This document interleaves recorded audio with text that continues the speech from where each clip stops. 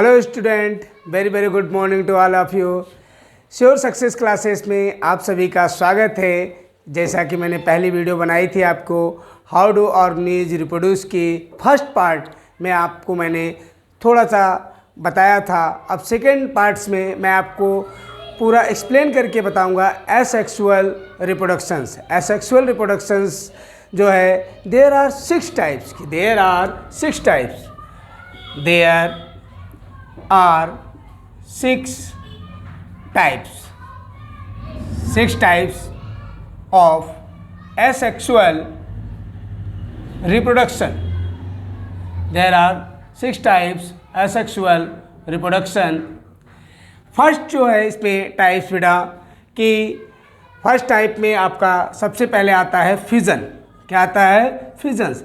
फिजन्स के भी 2 टाइप्स होते हैं। फिजन्स के क्या होते हैं बेटा? 2 टाइप्स होते हैं। पहला होता है बाइनरी फिजन, दूसरा होता है कि मल्टी फिजन। तो फर्स्ट आपका ये डाल देते हैं सॉरी बेटा कि binary fission, binary fission. Second है आपका मल्टी फिजन, मल्टी फिजन। बेटा अभी आप लोग सब ने क्या किया है कि फर्स्ट टर्म का एग्जामिनेशन दिया हुआ है और फर्स्ट टर्म में मल्टीपल चॉइस ऑब्जेक्टिव क्वेश्चंस आए हुए थे और किसी ने तुक्का मारा, किसी ने जानकारी लेके दिया।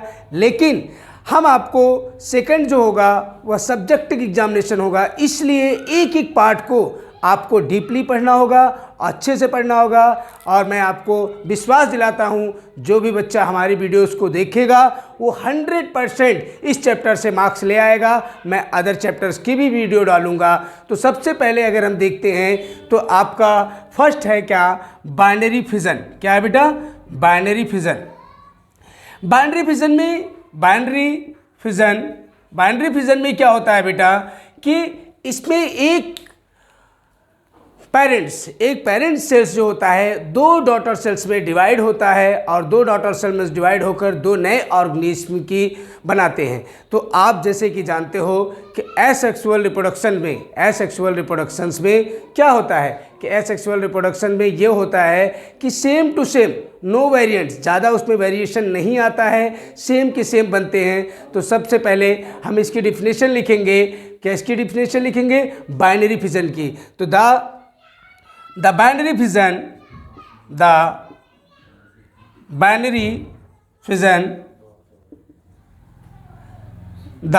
parents organism, इसको हम बेटा स्प्लिट लिख सकते हैं,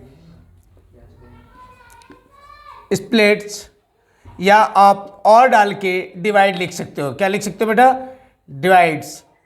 और टू फॉर्म न्यू ऑर्गेनिज्म। तो अगर हम देखिए बेटा कि the binary fission, the parents organism, ध्यान देना बेटा, एक पेरेंट्स ऑर्गेनिज्म है और वह डिवाइड होता है एक न्यू फॉर्म्स में। तो इसे हम क्या, सॉरी बेटा, to form two new organism, 2 नए ऑर्गेनिज्म को हम क्या करते हैं कि इसमें तोड़ देते हैं। तो सबसे पहला अगर बाइनरी फिजन का नाम आता है तो अमीबा का नाम आता है। क्या आपने देखा कभी अमीबा आपको रास्ते में मिला है? कभी दुआ सलाम हुई है? नहीं हुई है। लेकिन मैं बताऊं, अमीबा जो है माइक्रो ऑर्गेनिज्म होता है। और अमीबा जो है ये प्राणी है, आप कह सकते हो कि एक ऐसा जीव है जो क्या करता है कि अपनी शरीर को अपने अनुसार ढाल लेता है, कभी टेढ़ा, कभी मेढ़ा, कभी ऐसे, कभी वैसे, जो उस प्रकार से चाहता है उसकी शरीर उस टाइप्स में वो बन जाता है। और वह बेटा, मैं इसको रफ करना जा रहा हूँ। तो अगर हम इस पे देखें अमीबा का, हम स्ट्रक्चर्स बना के आपको बताएंगे कि अमीबा किस पार्ट्स में कैसे होता है। तो अगर हम देखें अमीबा की बात करते हैं बेटा, तो बेटा देखो अभी फुली ग्रोन अमीबा अगर हम बात करें इसमें, तो ये क्या है कि फुली ग्रोन है, जो इस प्रकार से अगर इसके संपर्क में इसका फूड्स आते हैं, जब फूड्स आते हैं तो ये अपने बॉडी स्ट्रक्चर्स को क्या करता है कि विश शेप में बना लेता है।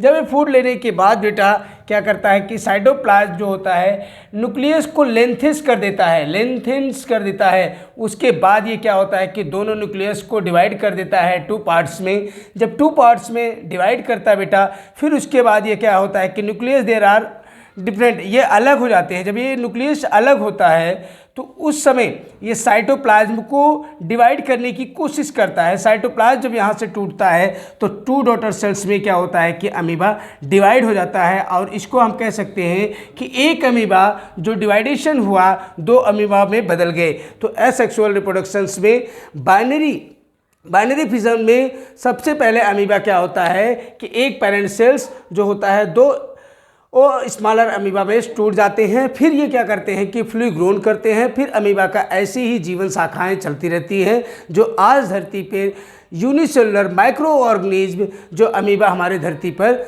विद्यमान है। और अगर हम इस पे देखें बेटा कि जो इसका एक उदाहरण है अमीबा के बाद पैरामीशियम, लैमिनेरिया, यही काम उनका भी होता है।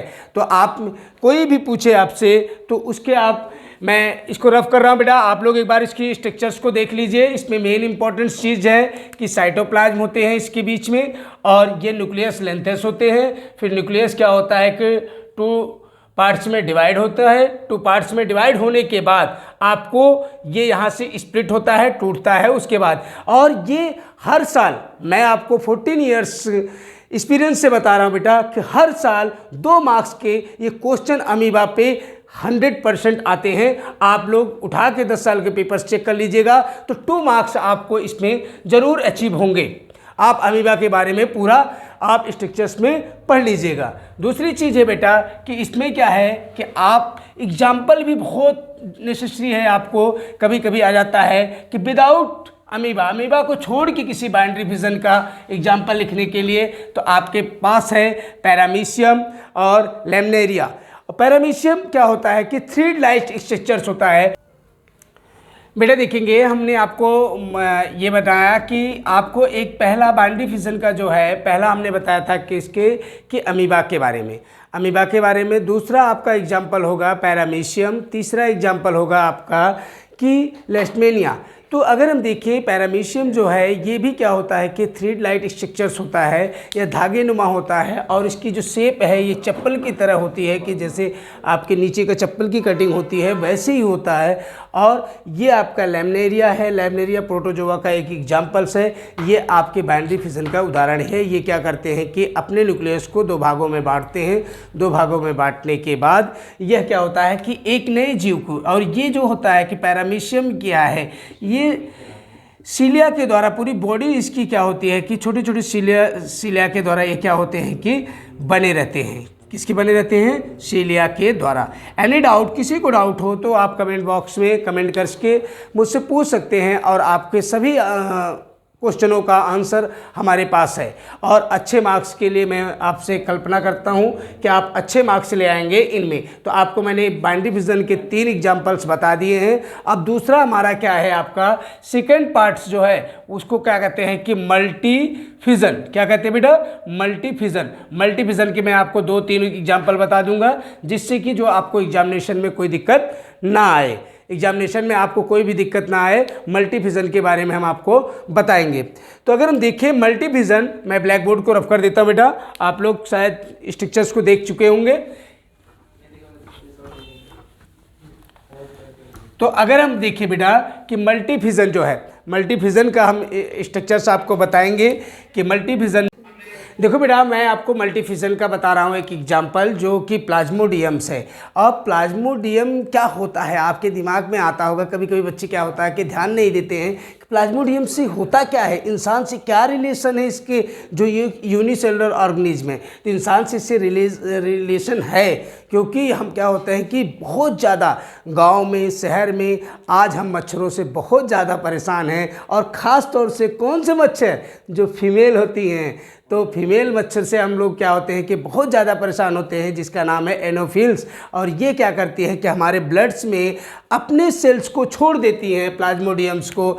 और उसके बाद क्या होता है कि इनका जो प्रोग्रेस होता है वह प्रोग्रेस क्या है, कितना ज़्यादा संख्या में होता है कि कभी अगर ये पैसे में कन्वर्ट होता तो हम लोग क्या होते, अरबपति होते, खरबपति होते। लेकिन ये पैसे में कन्वर्ट नहीं होता, ये पैसे इससे जाते हैं। कैसे जाते हैं कि जब हम डॉक्टर के पास जाते हैं, इससे हमें क्या होता है डिसीज़, मलेरिया। कौन सा डिसीज़ होता है बेटा, मलेरिया। और ध्यान देना, एक खास बात है जो कोई आपके कंपटीशन में पूछा जाता है क्वेश्चन, प्लाज्मोडियम्स जो होता है वो कौन सा कलर का होता है। जब हमारे रेड ब्लड सेल में जाता है तो ये कौन सा कलर का होता है, तो सबसे पहले आप जानिए कि ब्लू कलर का होता है। कौन सा कलर का होता है, ब्लू कलर का। अब देखेंगे बेटा कि जब ये न्यूक्लियस क्या होता है कि थोड़ा सा ग्रोथ करता है तो ये मैनी डॉटर सेल्स प्रोड्यूस करता है मल्टीफिजन्स में, और ये सारे न्यूक्लियस में क्या होता है कि कन्वर्ट करता है। और उसके बाद थोड़ा सा और ग्रोथ करता है जब, तो अपने सिस्ट को ये क्या करता है, ब्रेक कर देता है। जब सिस्ट को ब्रेक कर देता है तो जितने भी न्यूक्लियस अलग अलग होते हैं वह सभी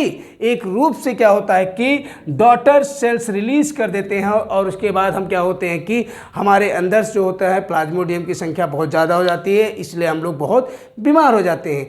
इसके बचाव के लिए गवर्नमेंट क्या करती है कि छिड़काव करती है या धुआं वाली फटफटिया भेजती है। जब आप फटफटिया को देखेंगे तो सब लोग कहते हैं कि दरवाजे खिड़की खोल दो, क्योंकि मच्छर मारने की दवाई के लिए गवर्नमेंट्स आती है। और उससे क्या होता है कि मच्छर तो मरते नहीं हैं, लेकिन यह है कि हम लोग ज़रूर परेशान हो जाते हैं। इसीलिए आज हम ओडोमॉस, गुड नाइट घरों में लगा के सोते हैं, क्योंकि हम बचें तो किसके कारण से, आप लोग ये बताइएगा, प्लाज्मोडियम्स के कारण से। यह एक मल्टीफिजन है। जैसे मैंने आपको बताया था कि बाइनरी फिजन में क्या था कि बाइनरी फिजन में केवल 2 डॉटर सेलों में क्या होता था, कन्वर्ट होता था। और लेकिन मल्टीफिजन में ये क्या होता है, एक पेरेंट सेल से बहुत ज़्यादा मैनी डॉटर सेलों में कन्वर्ट होता है। ओके बेटा, तो आगे हम देखेंगे इसके बाद कि नेक्स्ट हमारा क्या है कि नेक्स्ट है बडिंग। क्या है बेटा, बडिंग।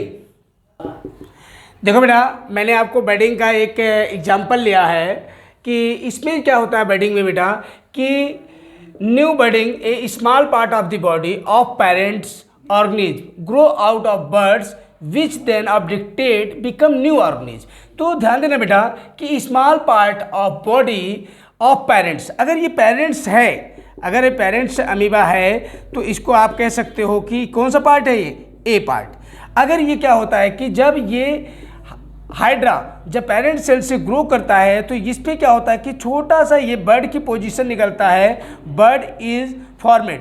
बर्ड इज फॉर्मेड में इस पे क्या होता है कि ये हल्का सा बर्ड निकलता है। बर्ड निकलने के बाद ये हाइड्रा जो है ये क्या होता है, एक न्यू हाइड्रा को जन्म देता है। एक न्यू हाइड्रा इसमें लगा होता है, लेकिन इसमें ये क्या होता है कि जुड़ा हुआ रहता है। फिर बाद में अगर हम देखें तो एक ये हाइड्रा है और हाइड्रा से क्या होता है कि बर्ड फ्लोस में निकल जाता है।